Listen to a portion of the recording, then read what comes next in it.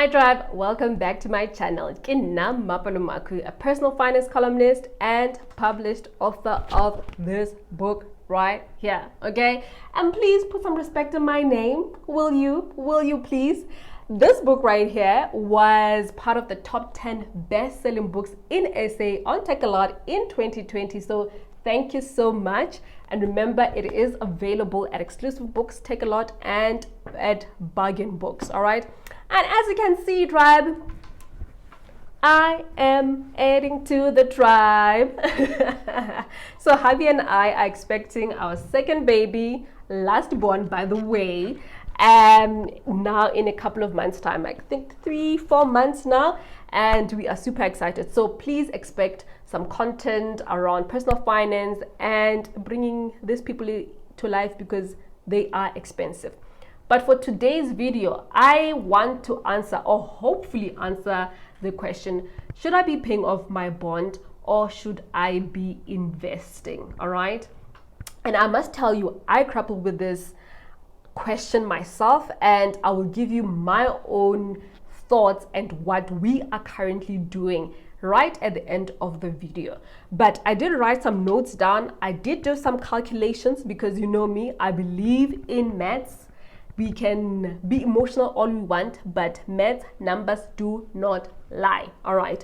So I've done the merits of paying off your bond, but I've also done the merits of investing. And at the end of the day, you'll have to make that decision for yourself. All right. And remember, again, personal finance is personal.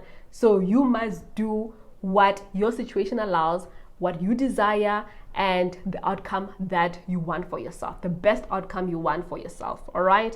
So I'm gonna take a look at my notes so I know I don't get my numbers all wrong. And what I will do also in the description below, I will put the calculations so that if you just want to go through them at your own time, you can do that. Okay, Tribe? All right. So what are the merits of paying off your bond? Okay. The first one, I started off by doing some calculations, all right?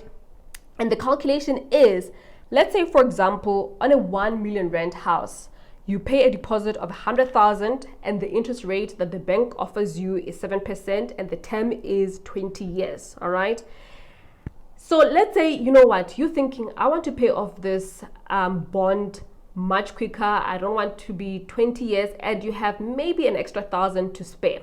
So by paying an extra 1,000 into your bond, you will have saved, in terms of interest, 202,664. Okay, that's how much you would have saved. So over 200,000 in savings by paying an extra 1,000, and in total that would save you about 4 years and 8 months, almost 5 years, completely shaved off your bond. All right.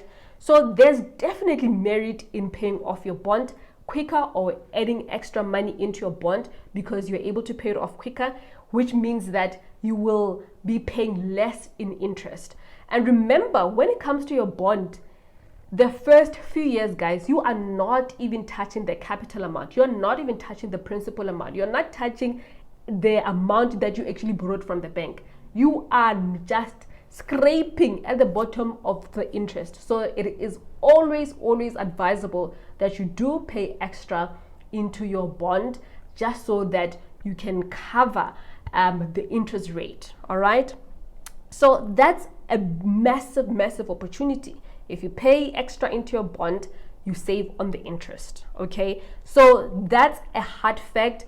You can't change the numbers. That's the reality. And you're able to pay off this thing a bit quicker. Now, there is an emotional side to paying off your bond. But even before we start talking about paying off your bond, the question I also asked the very same question on Instagram, Facebook, and I did a poll on Twitter. And the question was, if you had extra funds, would you pay off your bond or would you invest? And the most resounding answer that people gave was, I would pay off my bond because I don't want to be in debt, because I want to be debt free, and then I can start investing, right? Nothing wrong with that. And I also partly believe that. But I think most of the time we make that decision based on our emotions. We normally say, okay, you look at one side and say, oh, I'll be saving on the interest, which is true. And the emotional side is that when you have your bond completely paid off, it provides security. You know that you always have a home, a place to call home, no matter what is happening in the world. I mean, a lot of people are going through the most right now. People are getting retrenched left, right, and center, and it's painful. So having paid off your bond, it gives you one less thing to worry about. But also, I think for someone who wants to venture out into entrepreneurship or invest, it gives you the ability to take on many risks. Imagine just, it's like so many people would be able to start those businesses that they've been afraid to start because, oh, now you have to pay a bond. So it definitely does provide you that relief, okay? And now maybe let's define what an asset is, because a lot of people were saying, Mapala, I want to pay it off because my house is an asset and I know it's going to grow in value. This has some truth to it, okay? And don't shoot the messenger. It's a fact. Let's talk about the definition. What is the definition of an asset? An asset is something that will either bring you an income, something that will appreciate in value, something that will give you interest or dividends. That is an asset. And your house, the house that you live in, meets one of the definitions. It means that it will appreciate, or hopefully it will appreciate over time. You're hoping that your home will appreciate, right? That's not always the case, unfortunately, but let's say it does appreciate. It appreciates in value, but you will always need a place to stay, right? You will always need a place to stay. So meaning that it is a lifestyle asset. Lifestyle asset means that you use it. It doesn't necessarily bring you an income. It doesn't necessarily bring you dividends. It doesn't give you any interest at all. But you need it because you need a place, you need a roof over your head, okay? So you need to distinguish between emotional decisions, which are very valid, by the way, and also you need to do the math, all right? So we've seen that if you pay a bit more into your home loan, you will save on the interest, which is a big thumbs up. If you pay off your home much quicker, then it frees up a lot of money for you to be able to take on risks, to start businesses, to start investing in equities and that sort of thing. So those are the merits, those are the advantages. But remember, with everything, there's an opportunity cost. So what is the opportunity cost of paying your home quicker versus putting some money into investing? All right, so I did a similar example and I said, okay, so let's assume that the $1,000 you decide, you know what, I'm not going to put it into my home because I'm already, my home, it's low interest rate, I'm still managing, and I think my job is secure and I've got some savings. And remember, we are making the assumption that you have at least 3 months, 6 months, or years worth of an emergency fund, and you don't have any other debts like personal loans, credit card overdraft, the ugly debt that we don't want, okay? So we are talking about someone who says, oh, I do have some extra cash, I don't have really big debts, the only thing really is this home loan, okay? So let's say you take that very $1,000 that you have and you say, you know what, for the period of 20 years, I will invest this $1,000, and we are not saying you're going to increase it. So let's just say it's $1,000 for the 20 years. And let's say you get a return of 8%, okay? The future value of the very same 1,000 Rand, it will be 589,000, just over 589,000. So all over just 500,000 that you would get in terms of returns if you are investing in equities, right? So you can clearly see already that yes, you saved over 200,000, but if had you invested that same amount of money, you would have had over 500,000. But you have to be comfortable with the risk. You have to be comfortable and you have to educate yourself on the types of investments that you should be going for, all right? So if I were to make another example and say, okay, because now you have saved yourself 5 years of, you've saved yourself 5 years in terms of paying your bond, and let's say you invest the same amount, $1,000 only for 15 years, at the same interest rate, you would have 346,000 in terms of your investment now. And it definitely is still more than the 220,000 that you would have saved on interest. All right. So you need to be able to make these comparisons and say, actually, which one works best for me? And remember, a lot of people are talking about paying off their bond and then starting to invest at a later stage once the bond is paid off. The problem is with that, you will start investing maybe when you are 40 or 50, whenever your bond is paid off. You have lost out on time.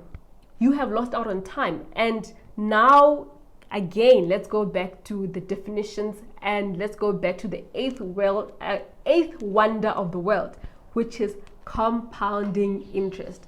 So by not investing for 10, 15 years, you are losing out on the compounding interest. All right. So again, you have to look at the numbers. You have to look at your emotions. You have to look at what is it that you want. All right. So as you can clearly see, there are merits to both decisions, whether you pay off your bond, whether you start investing. So what would I do in this situation? What actually am I doing? All right. So one of the things that we are doing in my family is that we are definitely putting more towards our bond every single month, and we know that it will be paid off much sooner than the 20-year period.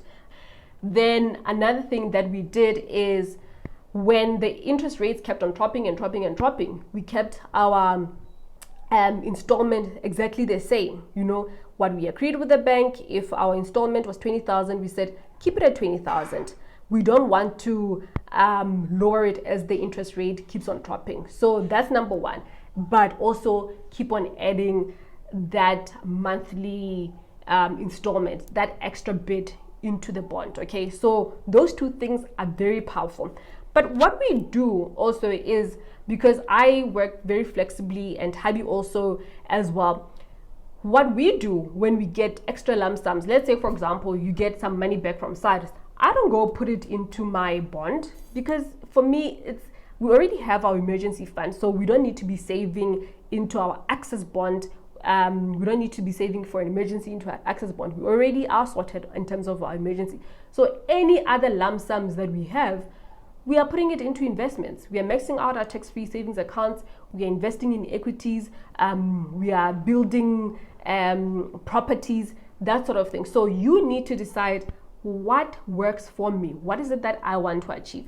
And also, guys, I want you to not focus solely on a debt-free life, because if you are forever just thinking, oh no, I need to pay off debt, I need to pay off debt, I need to pay off debt, then it really robs you of thinking of other ideas to say, how else can I grow my wealth, right? You'll be completely debt free. Let's say you don't have a credit card, overdraft, any of those things, which is wonderful. And maybe you pay off your house. It is amazing, but you would have lost out on the opportunity to build wealth from a much younger age. So you have to think in a balanced way. You have to think, okay, do I want to build wealth? Or I'm just one of those people who'll be more than happy and comfortable to pay off debt and just kind of, do my thing. And that's okay too, right? That is definitely okay too. But if you are someone who wants to create wealth for yourself, you have to find a balance and you have to find what works for you. But remember, numbers don't lie. Numbers don't lie. Okay, tribe? So I hope that does shed some light into the merits and the advantages and disadvantages of both, and you go with you make the decision based on facts. And unfortunately, our emotions are a big part as well. I would love to pay off our home. Like, it's actually one of the dreams to say, you know what, if we do get a windfall somewhere, or we a big business deal works out, it's one of the first things that we'll definitely take care of. Just pay it off, then just run with it and start putting our investments elsewhere. So unfortunately, at the end of the day, or fortunately rather, it's still up to you, tribe. So thank you so much for watching. If you love the video, please remember to subscribe, click on the notification bell, and yeah, I'll definitely see you soon, tribe. Thank you so much. Bye. Mwah.